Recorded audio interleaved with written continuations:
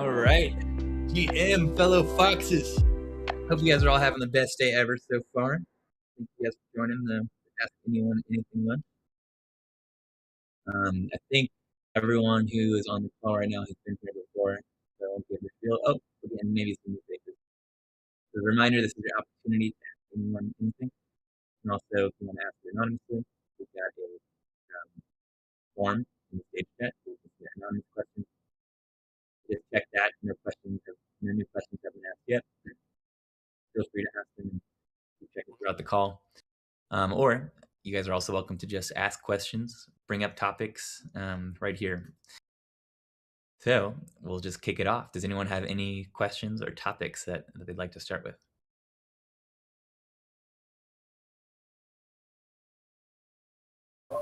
I just realized it's Wednesday because of this call. Cool. What's up, Willie? What are you getting into today? What are you eating for lunch? Nothing. Nothing for lunch, yeah. I like never eat lunch these days. But tomorrow I got a lunch with Taxi Steak. I'm gonna go meet up with Marley and with Scott. So I'm definitely getting lunch tomorrow. We're doing it in RL. Yeah.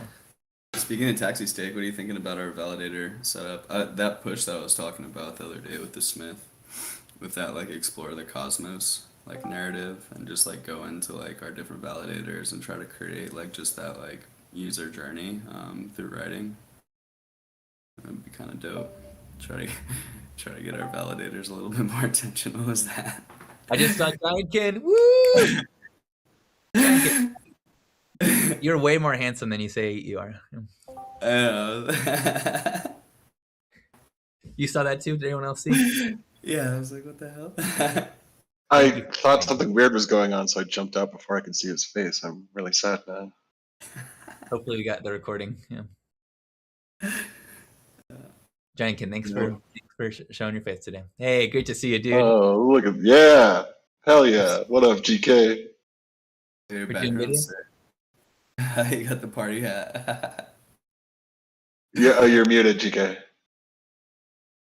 It's Toasty's birthday too. I actually set it up that way on my birthday, and it was funny. But hey, this is the first time on ShapeShift. Happy birthday, GK. Is today your birthday? It was 2 days ago. It's Toasty's today. Well, happy birthday. Happy late birthday, GK. Yeah, happy late birthday, man. I think I told you happy birthday the other day. You a bottle of something. How do you get rid of the background? Scooter tires. I like the background. What do you think? To answer your question, Hunt. Yeah, I think pushing the validators is great. It's been one of our stronger revenue streams. It's live. We haven't done a ton of promotion around it, and I think we have something that's pretty unique. I think right now a lot of people just delegate to like a random validator, just so they can get the yield. I think it'd be good for us to at least experiment. Like, hey, here's a validator that's owned by a community. It's community owned. It's a DAO.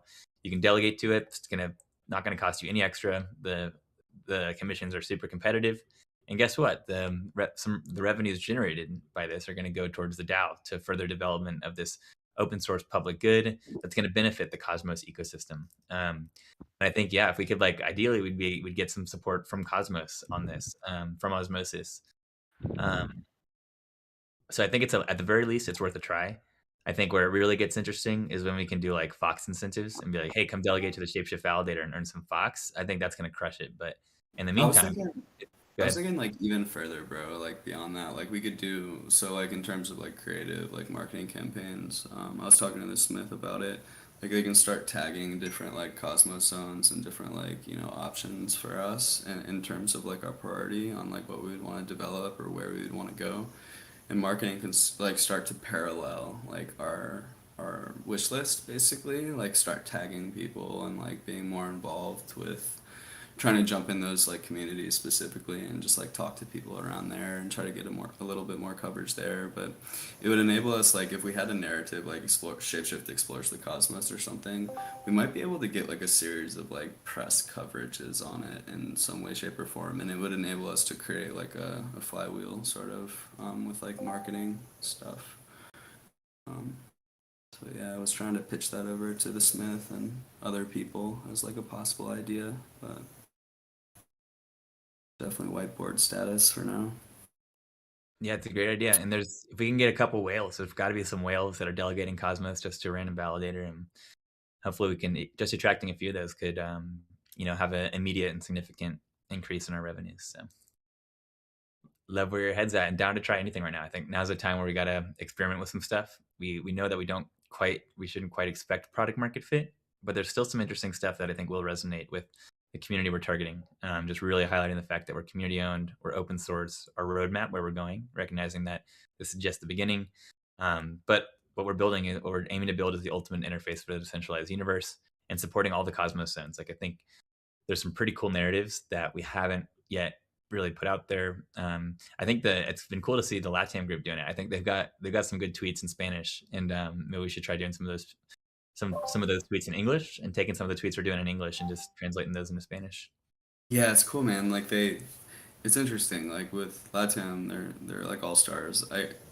They can take like a narrative, like literally like one liner or something, and just run with like this, like just like a creative campaign on like social and Web3 and stuff. And it's definitely a really cool place to have like a marketing team, no matter like where they're covering, considering they're bilingual. And like we could probably, and I've actually been talking to them for the last like few weeks about them starting to support not just LATAM marketing, but marketing as a whole. So I think it could be really powerful to just get that same system of operation going. Yeah. Yeah, I love it, dude. Appreciate everything you've done for LATAM. Appreciate everything LATAM's doing. Those guys are awesome. I cannot wait to hang out with them in RL next week in Barcelona. Darwin, are you going to be able to make it out to Barcelona? We got a conference ticket for you if you want it. Not this year. I'm in Denver right now, so. All right. Well, next year. Maybe. Oh, speaking of which, Devcon is coming up in October. If you guys aren't familiar with Devcon, it is like the biggest Ethereum conference. They haven't done it since 2019, which was it was in Japan. We had a lot of shapeshifters out there. So yeah, it's because of COVID, it's been delayed for a bit. This will be the first Devcon since 2019. And it's going to be in Bogota. So Devcon, the tickets always... What'd you say? I was telling Payne he's got to think about going this morning when we were talking. Are you thinking about going? I think it'd be a really fun time if you wanted to go drop down to Bogota, Payne. I think we're trying. Currently, I think marketing's actually trying to like figure out sponsorship opportunities with Devcon. See if it's reasonable for the DAO, and it's something that it would be a lot easier for the DAO to stomach if we started thinking about it now. We have this really bad habit of like looking at events at the last minute. We always have, like as a DAO, realistically, even with ETH Denver, we were like scrambling a little bit. It turned out really well, but it would be great if the DAO does want to continue to like be at these events, that they start to plan it out like 3 months in advance, rather than last week, hotel bookings in Barcelona and stuff. So yeah, I definitely agree that we got to start planning stuff out a little bit sooner. But I don't know if I would support sponsoring Devcon right now in this market. Open to seeing what the packages are, but I know we're in lean cut mode and stuff, so I even feel bad. Be hopeful, because those LATAM conferences, like, man, we've gotten some really amazing like little sponsorship deals that turn out to actually be like more massive than the presents we get in other events. So I'm hopeful, bro. If the DAO looks at it and like the packages are maybe hopefully in the same territory as they were for the Brazil events, because the DAO has never paid more than the most the DAO's paid so far for a LATAM event was that 10K sponsorship, and we got a lot of juice out of that. That's still continuing to this day, like from press releases to partnership conversations to networking situations and people we've already met. So I'm hopeful, bro. Don't be too bearish. You gotta stay a bull. They need a bull around here. It's true. I'm really trying to like hedge my permeable stuff and be safe, because it's not my own portfolio that's depending on it. But yeah, that's a good point. And actually for LATAM, they have like a ton of discounts. They really want Latin Americans at DevCon Bogota. So yeah, definitely we should get Latam to apply as builders and at least like secure some cheap tickets. I like how we're getting creative at ETH Barcelona. It's like I think even if we hadn't decided to sponsor, which we got like a crazy good deal to sponsor there, just getting some presence out there, like as a speaker, got a bunch of free tickets. Got like 9 free tickets. I think 2 of those were for being sponsors, maybe 3. And the tie-dye party on the beach, people are really excited about this tie-dye party on the beach. So if you know anyone that's going to be at ETH Barcelona, and would be and you want to share this event with them, I'll share the link in stage chat. We haven't really like published it publicly yet, but we've just been sharing the link with people we want to make sure get there. We've already had a ton of registrations. Even the organizers registered; they're pretty excited about it. And we're doing it super low budget. We're just buying a bunch of beers. The venue's free. And we got 100 t-shirts, and then like $100 worth of tie-dye. So super lean, and I think it's gonna be great. So I agree. I just think we need to get creative during this bear market and like figure out how we can have maximum impact with minimal budget. And then hopefully in the bull market we can get back to like doing bigger sponsorships. Yeah, I know the Smith is like homies with the sponsorship person at Devcon for Bogota, so maybe some magic, bro. You never know. All right, I'll stay optimistic. All right, any questions about Devcon?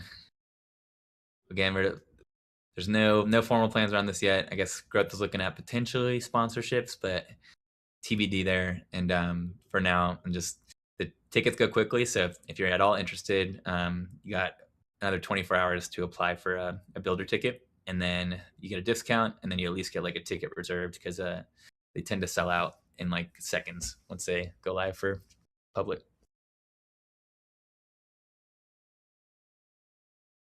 All right, any questions or topics anyone would like to bring up? Yeah, how's the stuff at the foundation going, bro? What stuff just in general has foundation going? Yeah, how are things going? Things are going really good. We finally are getting our funding. So we got the Fox. I think we are, maybe John can give us an update on like how soon we'll be able to get those stables, but I think it's any day. Is that right, John? Or Darwin might know too. So basically we got a bunch of Fox tokens. And we're about to be able to do an OTC deal to get stables.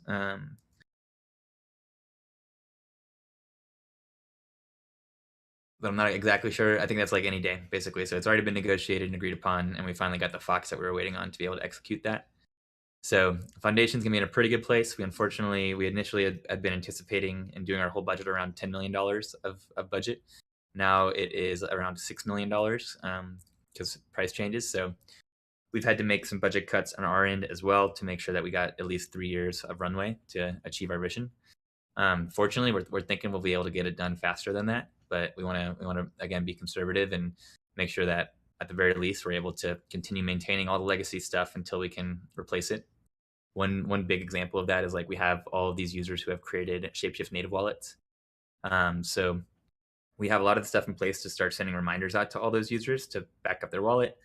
And then any user who doesn't confirm that they backed up their wallet will, once we're finally ready to shut down all of the legacy infrastructure, we'll send an email to them with their encrypted seed phrase and then like an interface on IPFS where they can decrypt their seed phrase as long as they have their password. So that is ready to go. We're just working on getting email deliverability improved. And that's something we need to work on that, Crusher. We got a plan laid out from Brittany. I know we've all been busy these past couple of days, but we need to start executing on that so we can start sending those emails out. And then we had another big priority for the foundation. We had a kickoff call with app makers on Monday. They're a group that we're going to be contracting with to take the new app.shapeshift.com, wrap it in a mobile app with the same app ID as the current mobile app, and basically push an update to the App Store so that anyone who downloads the ShapeShift mobile app or already has it downloaded and opens it will see the new app.shapeshift.com. But wrapped in mobile, it'll feel very much like a native mobile app. And any user who is already logged into the legacy version and already has their seed phrase stored locally on their device, the new app will automatically import that wallet. So they won't have to do anything. They'll basically like download the update automatically. They'll open the app and then they'll see the new ShapeShift. We'll probably have like a welcome message, but we're first focused on just like the minimal requirements of this migration. And that's going to be a big milestone for the foundation. We got a meeting next week to talk about shutting down AWS. So a lot of the conversations right now, like the big focus is we're so close to parity with the new app.shapeshift.com, the legacy version. We're getting ready to migrate these users, really just like force redirect them to the new app.shapeshift.com. That's great for a number of reasons. Right now, it's really expensive for us to maintain all this legacy infrastructure and run all these servers. So we're going to be able to cut our costs significantly. And all of those savings will eventually end up with the DAO. And then we're going to be able to migrate all of the users to the new version where we have all of these revenue streams in place.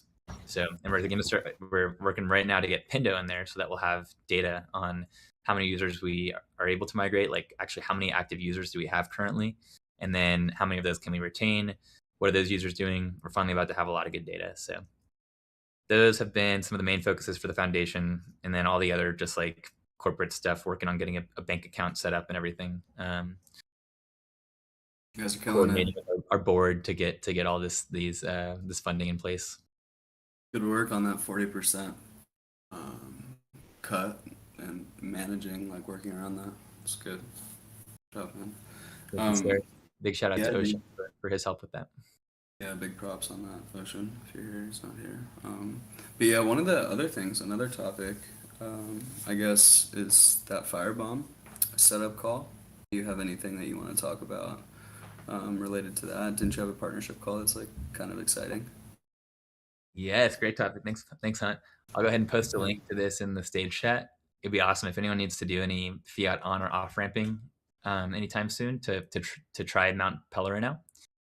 I don't know if you guys also saw Eric's tweet the other day. I'll post that, but ThorSwap basically just integrated them, and it's the first fiat on and off ramp we've seen that really has like no KYC for small amounts, which is huge. And they also have an affiliate revenue model built in.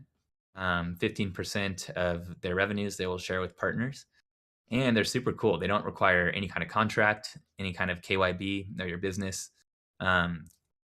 Really, it's like should be a very easy integration now that we've already got the on and off ramp abstraction in place.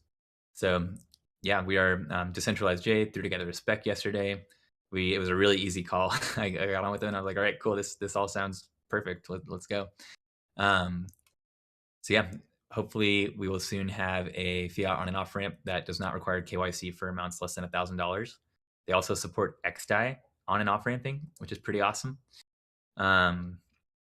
And yeah, I know Firebomb, props to Firebomb for discovering them, making the intro, getting that call set up, and also testing them out to verify that they indeed work. But yeah, anyone else who's willing to test it, that'd be much appreciated. Please let me know how it goes. Huge props, Firebomb. I knew it was like, I could smell it like right around the corner. I was fishing for this for the last like month or so, Willie knows. But yeah, it's really cool. A few weeks ago, Willie said it was like a golden egg, so here it is. Golden egg.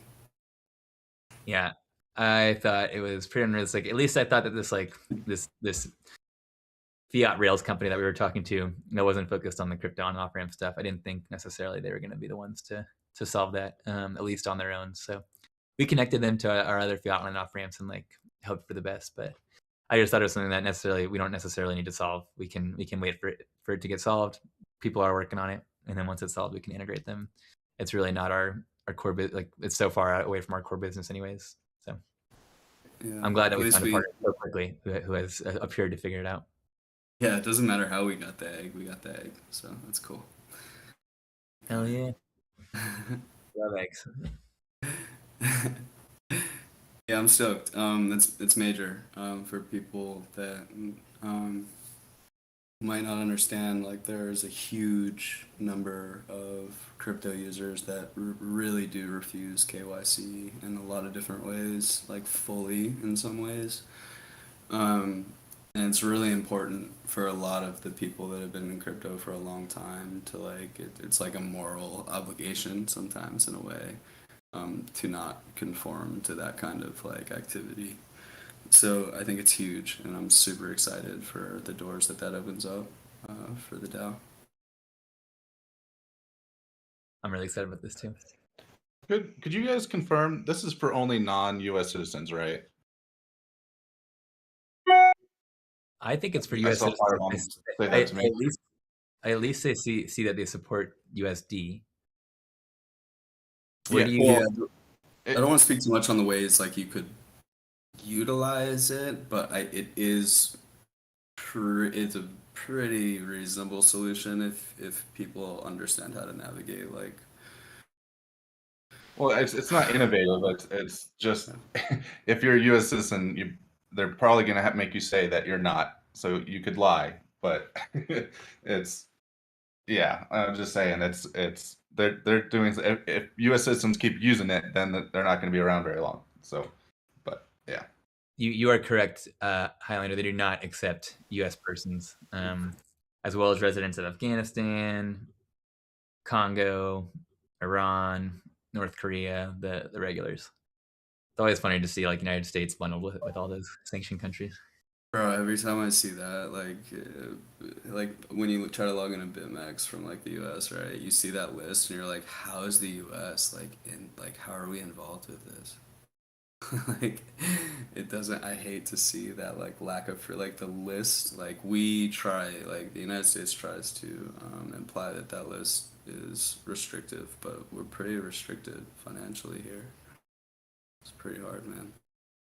So there are decentralized KYC fiat off ramps. One of them is called BISC, and the way they do this is you're trading with peers. So there isn't one central point of failure when you do this stuff for fiat. In general, it hasn't been super successful, but yeah, an individual coming in and not doing KYC just means they're most likely not going to last very long. They're supporting U.S. people. But I do recommend us taking a look at BISC at some point. Have you tried BISC out before? I've fiddled, but no, I haven't actually used it. But I've definitely poked around and been looking at how it works. Yeah, I haven't even poked around. Thanks for the heads up, Highlander. What do you guys think about like this is an easy task for someone to check it out, maybe give it a try. We could do a Fox bounty on this. Did you guys see, by the way, quick topic change and we'll come right back. Did you see T. Wells' article in CoinDesk today? It's about being like a DAO bounty hunter, basically. And it was pretty cool. And you could see it's a deep dive into like T. Wells' specific story.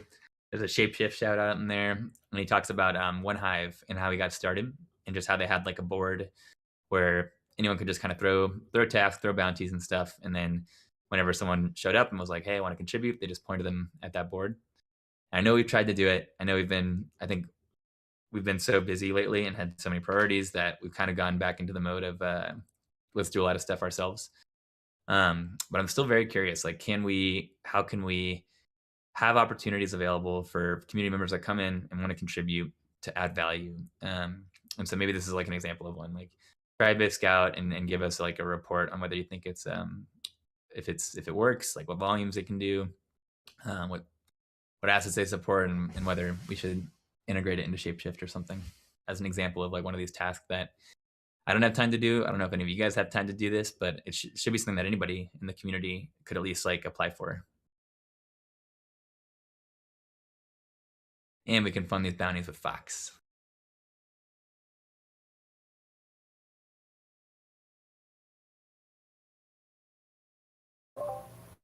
Yeah, in regards to not necessarily in regards to that, but in regards to like where we would host them. Oh, jeez, I don't know if you guys can hear the fire trucks.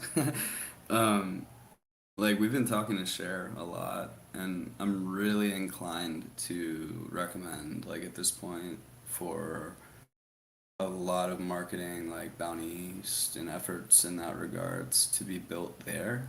D-work is a little bit of a struggle. I've had LATAM working with Cher and like using bounties on Cher for a while. they're sort of already like integrated on a Discord channel that a lot of people probably don't see. It's like in LATAM. So I think that it'll enable us as a community to earn possibly like rewards, not only in terms of like the bounty amounts, but in terms of like what share may be willing to incentivize. So I'm pretty bullish on like that, and I think the community will really like the UI over at Share. Once we do get a bunch of bounties posted over there, I think it looks promising. Fully agree. It's like so simple. I think it'd be awesome to try and think of some good bounties to have ready to go when Share goes live. Hunt, do you know by any chance how close they are? I keep hearing that they're super close to launch. Yeah, HPan. I don't know if you can talk, but HPan was on a call with Share yesterday. Lindsay was on there for a little bit too. Toasty was on there for a little bit. I have Latam running HPan and Ethan and whoever else through Share and whitelisting like an address so they can post bounties as like marketing contributors or bounty posters and stuff. So I have them all testing it out in the weeks that are coming to the Share launch. I think the website officially goes live in the next couple weeks. They're doing a press release. Big Amon's gonna do like his own press release about him and this, that, and the third, and like Share and his vision and stuff. And then I believe the possible game plan for marketing right now is to try to support a press release regarding our efforts in helping be development partners and launch partners and all the tokenomics stuff that they plan on doing and stuff like that. But yeah, that's the current status, and I think we should be lined up pretty well marketing wise and ShapeShift's position in their launch. So it should be pretty cool, and I'm excited for the community to learn about one of the partnerships that we haven't necessarily been able to dive too much into publicly just because there's so much involved and at request of Share and stuff like that. So it should be pretty exciting for people to learn about what we've been doing for the last few months there. And I'm super hopeful that everything goes well. So. Thanks for sharing. We actually have a call. VFox has a call with Share tomorrow to talk about potential allocation. Sure. So we'll get an update there too. I'm really excited about the product. I'm bullish on Share, but it's we talked about this yesterday on tokenomics that we have to be extra sensitive of the overall DAO treasury, and it needs to be a really strong, compelling case for us to make a allocation. So we'll see. I'm excited to hear Moshe's pitch and introduce him to the other VFoxes. I'm a big fan of Moshe, and it's been really cool to see them build literally from when it was just an idea to see them execute and like take all of our feedback and build like the best onboarding tool we can imagine right now. So I'm excited for you guys to see it too. It's beautiful. And Moshe, he worked at Fiverr before, which is like super similar to it's like what they're building, kind of like a decentralized Fiverr. And then he was also part of the founding team at Lemonade, which was like a very successful insurance app. So yeah, I am bullish for sure on Moshe, and yeah, he's been awesome to work with, and like I think that the call that you're referring to, I know we have to be bearish and stuff, this, that, and the third. They're with the product. I was talking to Moshe about this history. I'm like, whether that is like put off or that's confirmed or that's not confirmed or whatever the outcome of that is, like we're going to continue to be like this development and launch partner, ShapeShift and Share, and we can always like circle back and readdress certain things like that and items like that. But realistically, like in honor of like ShapeShift, and ShapeShift, reasonably speaking, has contributed a lot to the development of Share, and I'm stoked on that ShapeShift is going to be one of two official launch partners, with additional major launch partners likely to come. And yeah, it should be fun, man. I'm definitely bullish on Moshe too. He's a good guy. We should do an AMA like right when they launch, and you guys will get the deep dive. Yeah, we're going to. That's why I got HPan. I don't know if you still can't talk, but I have things are rocking and rolling. Should be pretty solid. Sweet. Hey, have you guys checked out our EPNS channel and opted into that yet for governance notifications? There's I see you got, I think, 19 subscribers when I checked yesterday. So it shows everyone who subscribes. So if you guys don't mind, please head over to EPNS and subscribe to the governance channel. We might also start sending out some custom notifications for big announcements and stuff through that. For now, it'll just give you notifications around each of the governance proposals as they go live. Posted the link in stage chat.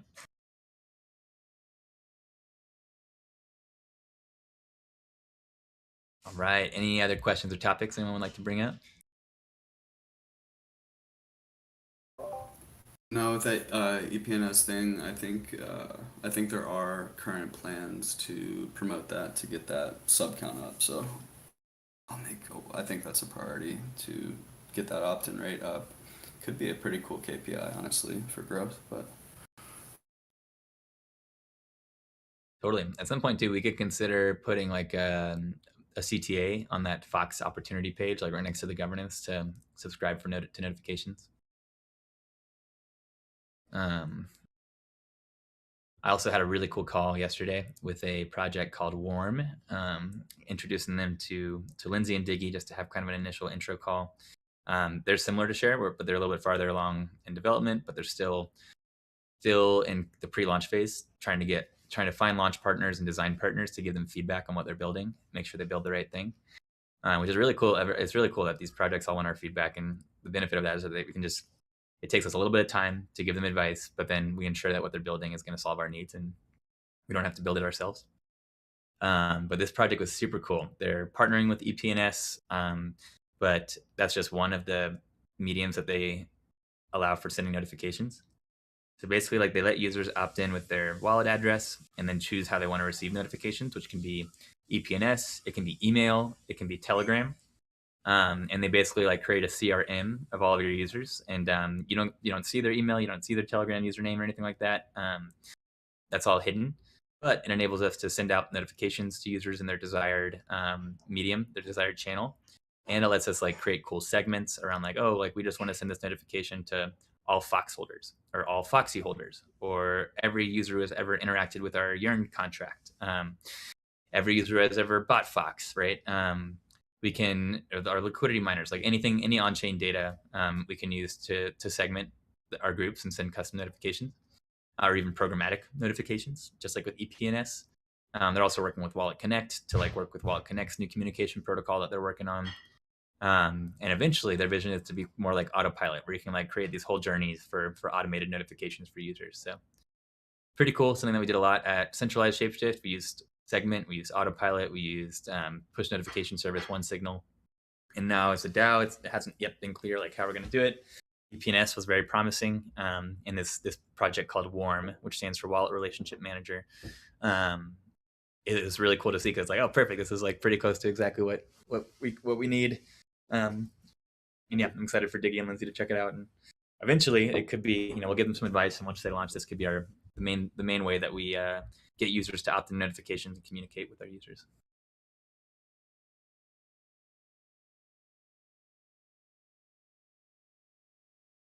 All right. Okay, I want to bring up a question. This is for everybody. When you guys onboard your friends to crypto, what tools do you typically use and recommend?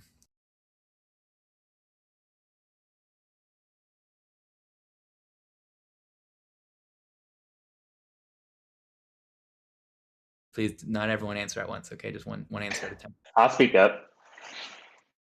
So it's changed quite a bit. It used to be I still point, it depends on their level of interest in crypto.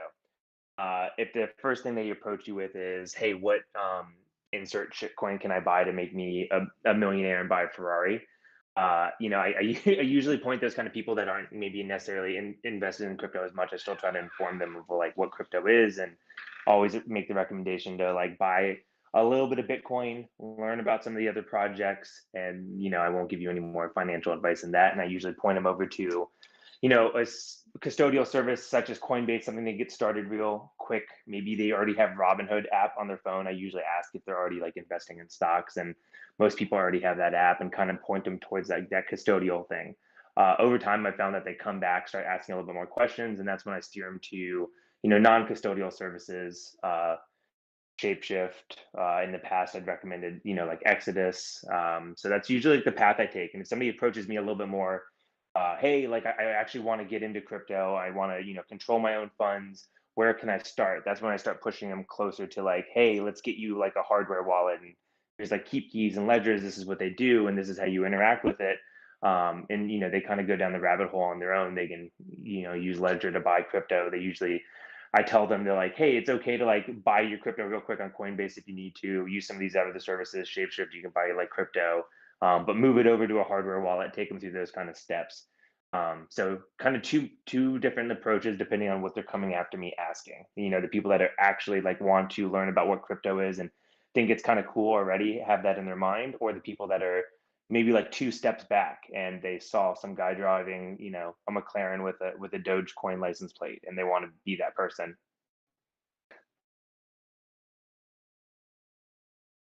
Hopefully that was a good answer.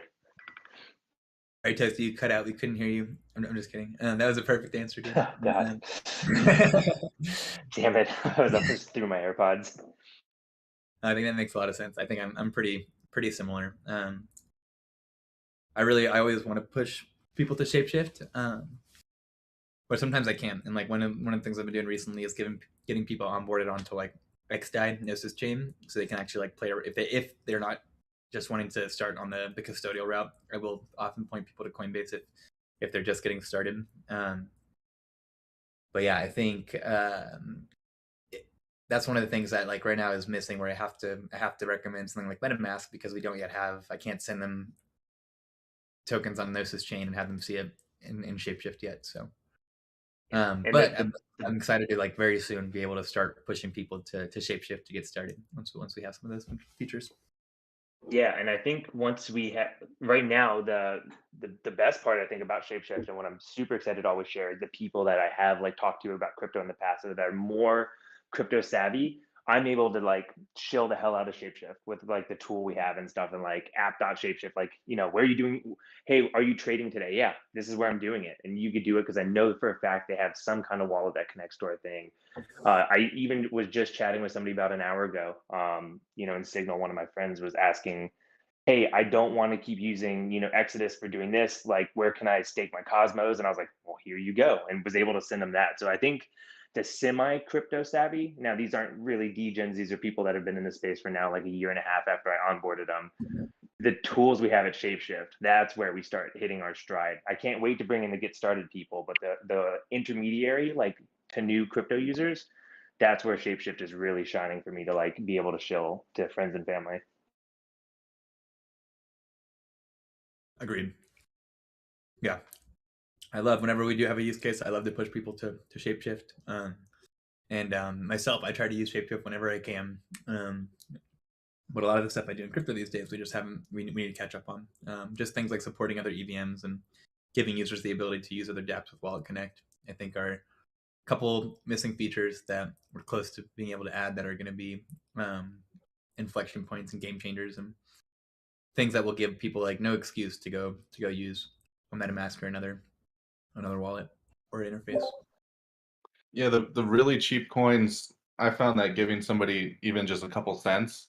So back in the day, Dogecoin was the best way to onboard people. So you just show them sending, receiving, and it seems like as soon as they receive money and they actually see the balance change on their phone, they like instantly get it.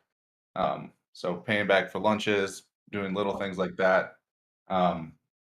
That I've had the most success with that. So having really cheap coins in our systems is always really important.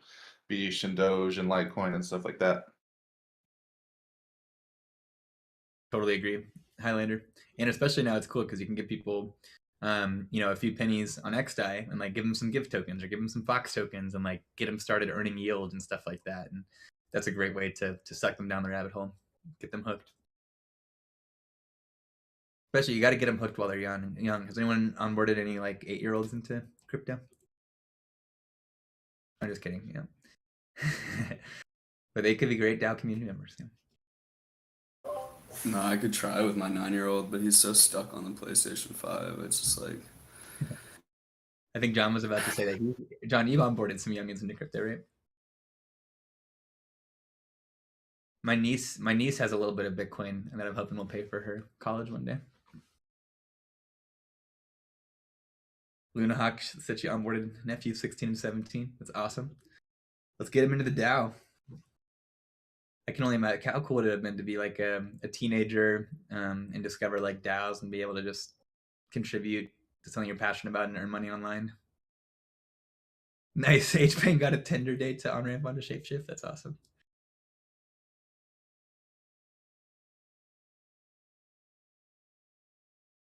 I had a good topic, but it is escaping my mind. Let's hear. So, oh yeah, I wanted to get an update on AVAX. Is anyone on the call? Thank you, H-Pain. Is anyone on the call up to speed with the latest on AVAX? I know it's close. Ops, maybe you guys have some insights. I know we just started a go-no-go thread for it, I think just yesterday.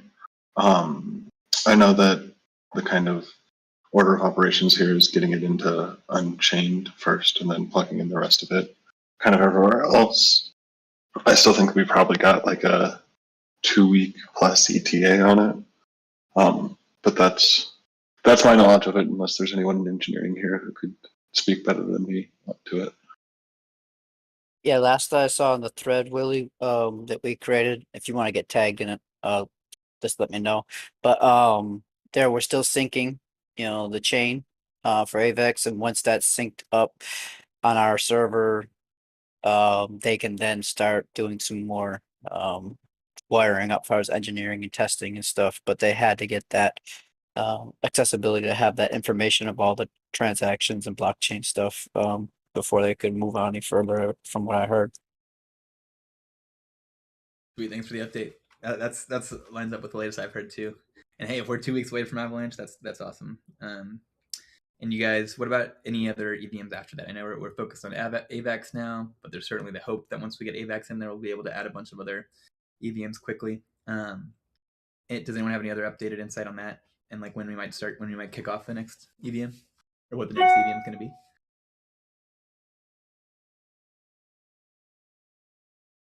I know product engineering probably have more up-to-date info and they're not on here, so just curious if anyone else has any updates on that.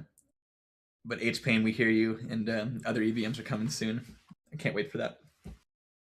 And the cool thing about other EVMs too, as we add them, is that we're able to leverage a lot of the integrations we've already built on mainnet. So the fiat on and off ramps, we already have a lot of fiat on and off ramps integrated that support Avalanche. So that'll be easy to flip the switch on. 0x trading is live on Avalanche, also Elastic Swap trading too. So the fact that we've already integrated that on mainnet should be very easy. It's the same API to enable trading on Avalanche. This Axelar bridge we're working on will support Avalanche bridging and bridging between Ethereum and Avalanche, possibly Avalanche and Osmosis even, which would be super cool. The Yearn integration and the single-sided staking abstraction. Basically all these cool things that we've spent a lot of time building for Ethereum mainnet.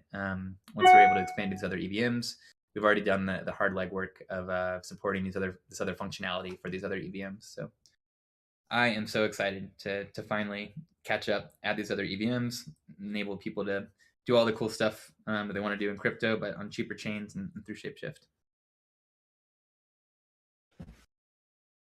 Are there any other things? H-Pain brought up a great one for like he'd love to use ShapeShift, but the fees on mainnet are tough for him. Are there any other things that like you guys currently use other wallets or apps for that you would like to use ShapeShift for, but we just don't have the functionality for yet?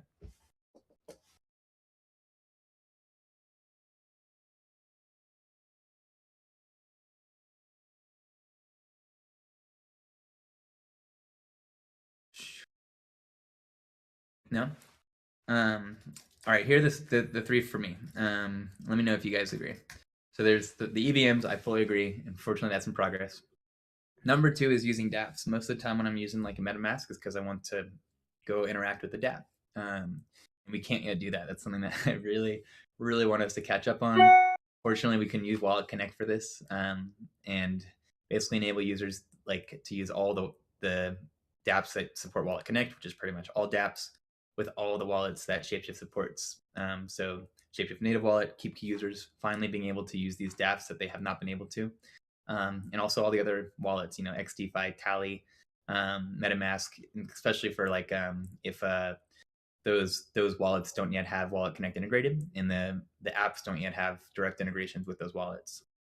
And then the third one is displaying DeFi positions. This is another one that, like, when I connect my wallet to ShapeShift, I only see my wallet balances and now my Yearn vaults and my Cosmos stuff, but I don't see my collateral that's in Compound. I don't see my borrow amount that's in Compound.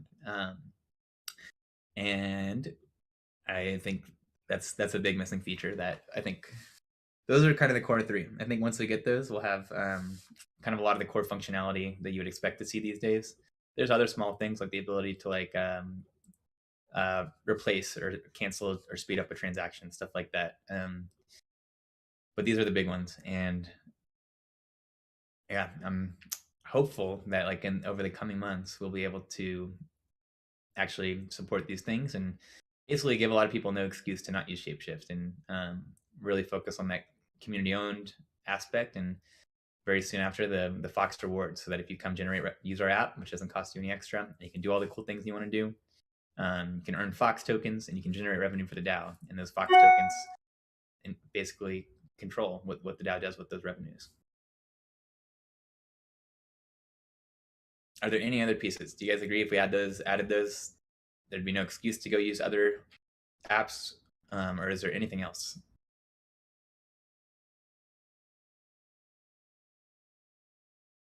Same HPain. I would only use ShapeShift. But that's the thing, right? Like if we as a community, as contributors, if there's still reasons for us to not to use ShapeShift, like how could we expect the broader market to?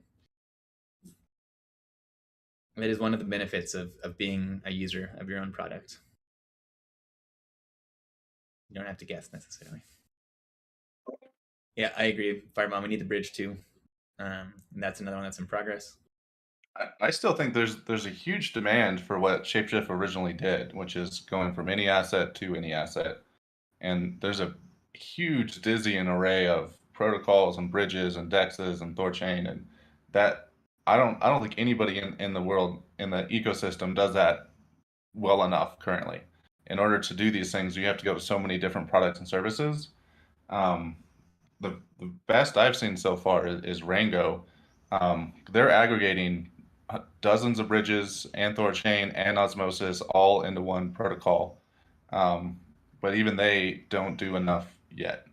But I think the original ShapeShift of any asset to any asset, there's still a huge potential in the industry for us to fit in that piece if we can innovate. I agree, Highlander. And let's talk about integrating Rango. So I don't know if you guys are up to speed with like the new Thorchain update that's coming out, but Thorchain, they are enabling like a lot of the Rango functionality with Thorchain, so that you'll be able to basically do these like bridges and swaps and receive assets natively. And I think, I'm not sure, does anyone have any other up-to-date information? Does it touch Osmosis at all as well, or is it just limited to Thorchain right now?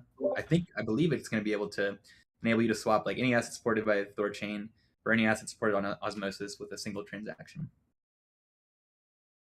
That's what they're shooting for. Rango has 2 SDKs at this point, and one is where they're trying to do that. They're trying to aggregate everything with one hop. I'm using their multi-chain API SDK, or their multi-hop, and it's hard. Sometimes you go through 3 or 4 different transactions that all have to succeed. I think Osmosis is the main thing they don't yet support on the single transaction one. But yeah, that seems to be where the innovation is going, is not only trying to go from any asset to any asset, but doing it in one transaction that can either succeed or fail. But it's a very challenging thing to do. So I'm wondering, like, Rango, it could make sense to integrate with them. I know, as far as I understand, they're not putting any fees on top of it. But yeah, to your point, it's not perfect on its own. And I'm curious, like, I'm really curious. Does it make sense? We should consider both strategies. Like, does it make sense for us to work with Rango, or are they just another middleman that's basically like competing with us? And well, they got a bit of a head start. Can we just catch up and basically offer the same functionality, but interacting directly with these protocols? Maybe even offering some of our own sort of library that, which we already have, the swapper abstraction and stuff that others could use. But yeah, I agree. I think that was like our special sauce, and we were getting that back a little bit. Like when we integrated Thorchain, there was definitely a lot of excitement about ShapeShift at that period, and then we very soon after started focusing on decentralization and kind of stopped innovating to some degree, or maybe we refocused on a major innovation that's taken a while to get through the initial phase of. But yeah, I think I fully agree, Highlander. I think we should offer that same functionality of like not just being able to bridge, not just being able to swap across chain, but being able to do like a multi-hop where you sign one transaction and you're able to seamlessly like go from the asset you want to the other asset you want on another chain, and not have to worry about all of the hops in between that need to happen to execute that. Because it's so hard right now trying to, as a new user, figure out how to go from an asset on one chain to another asset on another chain. And that was like our original sweet sauce. So yeah, there's a million services that all do this, but most of them only support one or two chains. So that was the magic sauce for ShapeShift, is we supported more assets than anyone else. And I think whoever can get the most assets is going to win this race for all the bridging and swapping and the Thor swaps. And Thor swap's doing very good. I've been very impressed with their new interface. It's very clean. But who's going to win in the space is who can innovate and support the most amount of assets the best. I think another piece of that also is who can do it securely where it's not getting hacked. I mean, right now bridging seems to be a very easy target, and it's getting hammered left and right.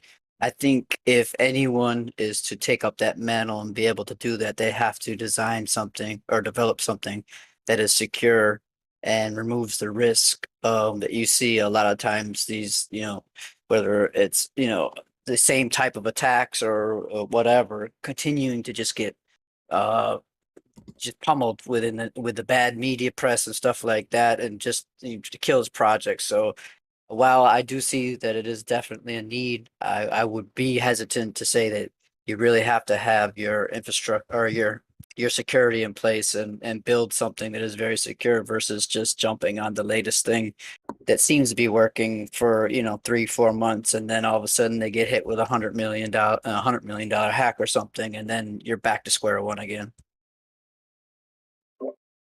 Yeah, I mean, early ShapeShift, we failed orders all the time, and the back end of all this is very hard. I remember when Thorchain first launched, they had to by hand do returns when the network shut down and stuff like that. But the beauty of the ShapeShift model is you can make small transactions and you're only risking the amount of that transaction. So the liability of a bridge is huge on the people running the bridge. I personally don't want to get into that industry because it's very thankless. People don't want to pay fees on a bridge. They expect it to be free, yet you're putting hundreds of millions of dollars of value at risk. But the Harmony bridge was horrible. But I think that's an industry problem to solve, is decentralized secure bridging.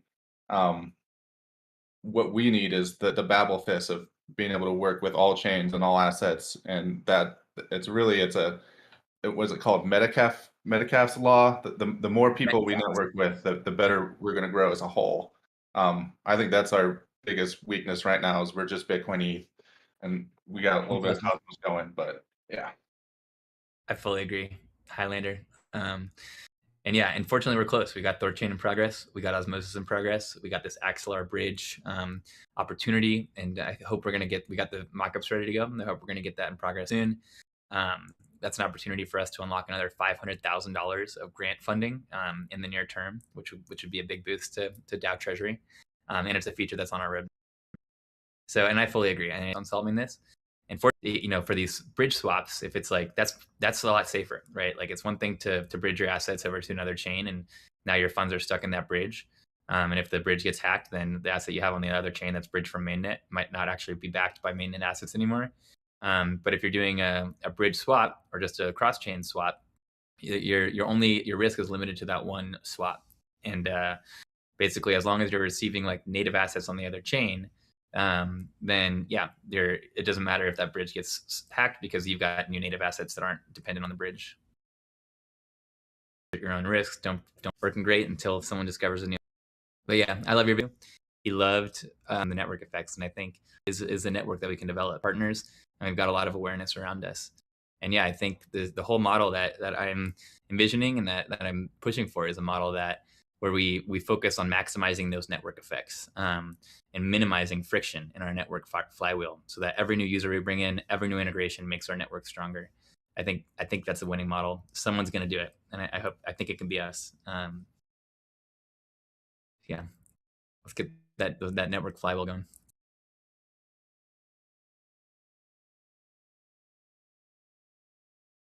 It'll be really interesting too. I don't know if we've seen a network flywheel that includes like users turning into actual owners and potentially contributors and community members.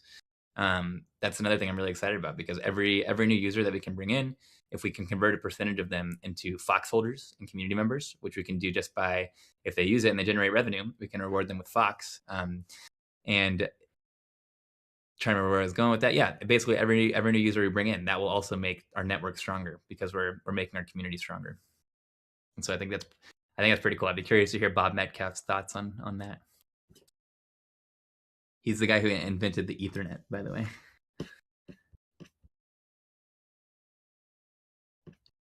All right, we got a couple minutes left.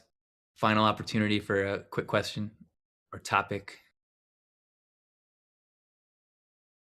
Hunt, looks like a new proposal just went live in the forum for marketing and growth. Can you give a quick TLDR? Oh, Hunt might not be on here anymore. Anyone else from growth? Oh, HPain, I know you didn't have a mic available. Anyone else want to do it? I've talked a lot, so anyone else want to give a quick highlight of this new proposal that just went to the forum that got posted in general?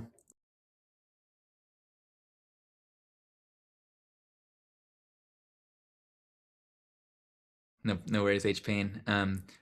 So check this out. Growth has just posted a proposal for some reformation of the workstream. I think a lot of this has been inspired by just the across the board push from the community and from other contributors to optimize our budget so we can maximize our runway and survive this bear market. And there's some pretty significant cuts to the overall monthly budget, which is awesome.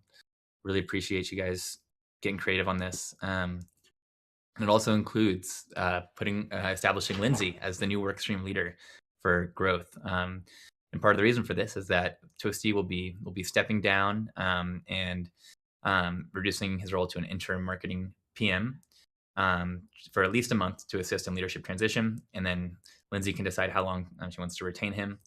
But I know a big part of that was Toasty basically like thinking about not what's best for him as an individual, but what is best for the DAO, what is best for the other workstream contributors and contributors across the DAO. And I really admire that and respect that. So shout out to Toasty, shout out to the whole growth workstream, shout out to Lindsay for stepping up for this new role. And yeah, it's up to the community now if this gets passed. So encourage everyone to take a look and share any thoughts in the forum. I'm sure this will be a topic for discussion over the next week.